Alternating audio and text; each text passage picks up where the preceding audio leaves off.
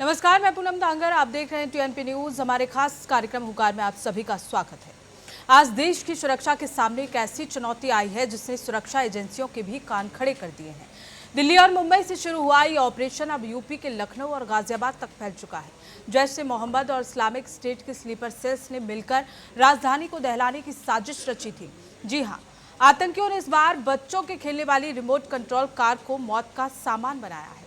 सुरक्षा एजेंसियों ने समय रहते इस तबाही को टाल दिया, लेकिन सवाल यह है कि क्या हम और आप एक लावारिस खिलौने को देखकर कभी ये सोच सकते हैं कि वो मौत का सामान हो सकता है। आतंक के इस स्मार्ट अवतार से निपटने के लिए अब हमें अपनी सतर्कता को भी और ज्यादा स्मार्ट बनाना होगा। आज इसी मुद्दे पर हुकार भरेंगे, लेकिन उससे पहले देखिए हमारी खास रिपोर्ट।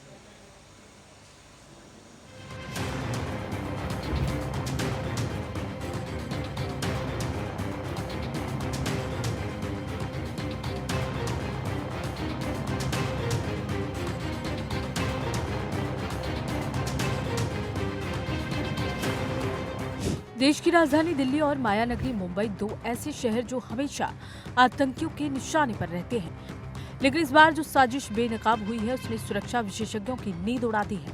पुलिस की गिरफ्त में आए जैश ए मोहम्मद और इस्लामिक स्टेट के संदिग्धों ने एक ऐसी किलर तकनीक का खुलासा किया है जिसकी कल्पना करना भी मुश्किल है। आतंकियों का नया हथियार है खिलौना कार बम, यानी वही रिमोट कंट्रोल कारें जिन्हें बच्चे शौक से दौड़ाते हैं। आतंकियों ने इन खिलौनों के भीतर हाई इंटेंसिटी आईईडी फिट करने की योजना बनाई थी। मकसद साफ था, किसी भी भीड़भाड़ वाले पार्क या मॉल में इन खिलौनों को रिमोट के जरिए पहुंचाना और फिर दूर बैठकर मौत का बटन दबा देना। सुरक्षा एजेंसियों के मुताबिक जैश और आईएस का ये साझा ऑपरेशन लो विजिबिलिटी हमले पर आधारित था। एक लावारिस बैग पर तो सुरक्षा कर्मियों की नजर चली जाती है, लेकिन सार्वजनिक स्थानों पर पड़े खिलौने अक्सर शक के दायरे से बाहर रह जाते हैं। इसी का फायदा उठाकर ये संदिग्ध बड़े धमाके की फिराक में थे। दिल्ली और मुंबई पुलिस की स्पेशल टीमों ने तकनीकी सर्विलांस और जमीनी खुफिया जानकारी के आधार पर इस खौफनाक साजिश को ऐन वक्त पर नाकाम कर दिया। लेकिन सवाल अभी भी बना हुआ है कि आतंकी अब बच्चों की मासूमियत को अपनी ढाल बना रहे हैं। दिल्ली मुंबई में हुई गिरफ्तारी की कड़ियां जब जुड़नी शुरू हुई तो जांच की आंच उत्तर प्रदेश तक पहुंच गई।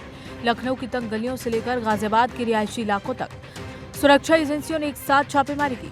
यहाँ से कई और संदिग्धों को हिरासत में लिया गया जो इस पूरी साजिश के लॉजिस्टिक हब के तौर पर काम कर रहे थे। जांच में चौंकाने वाली बात भी सामने आई है कि दिल्ली में इस्तेमाल होने वाले इस टॉय बम के पुर्जे और बारूद को ठिकाना लगाने के लिए यूपी के इन शहरों का इस्तेमाल किया जा रहा था। गाजियाबाद जैसे शहर जो दिल्ली की सीमा से सटे हैं, आतंकियों के लिए आसान ट्रांजिट पॉइंट बन गए हैं। यहाँ स्लीपर सेल्स ने न सिर्फ पनाह ली है बल्कि हथियारों की डिलीवरी के रूट भी तैयार किए हैं। लखनऊ में पकड़े गए संदिग्धों के तार सीमा पार बैठे आकाओं से जुड़े होने के सबूत मिले हैं। ये संदिग्ध सोशल मीडिया के जरिए युवाओं को गुमराह कर रहे थे और उन्हें इस खिलौने बम तकनीक की ट्रेनिंग दे रहे थे। यूपी एटीएस और दिल्ली पुलिस अब इस पूरे नेटवर्क के हैंडलर्स की तलाश में जुटी है जो डार्क वेब के जरिए निर्देश दे रहे थे। यह ऑपरेशन सिर्फ एक गिरफ्तारी नहीं बल्कि पूरे देश की आंतरिक सुरक्षा के लिए एक बड़ी चेतावनी है। यूपी से लेकर दिल्ली मुंबई तक फैले इस नेटवर्क ने साबित कर दिया कि आतंकियों के चेहरे बदल रहे हैं और अब देश की सुरक्षा एजेंसियों को अपनी रणनीति और भी ज्यादा हाईटेक करनी होगी। ये सिर्फ एक सामान्य खिलौना नहीं बल्कि रिमोट से चलने वाला एक चलता फिरता आईईडी है। सुरक्षा एजेंसियों ने दिल्ली, मुंबई, लखनऊ और गाजियाबाद से कई संदिग्धों को दबोचा है। अब जांच में खुलासा हुआ है कि आतंकी भीड़भाड़ वाले बाजारों और पार्कों में इन खिलौनों को छोड़ने वाले थे। Special desk, TNP news.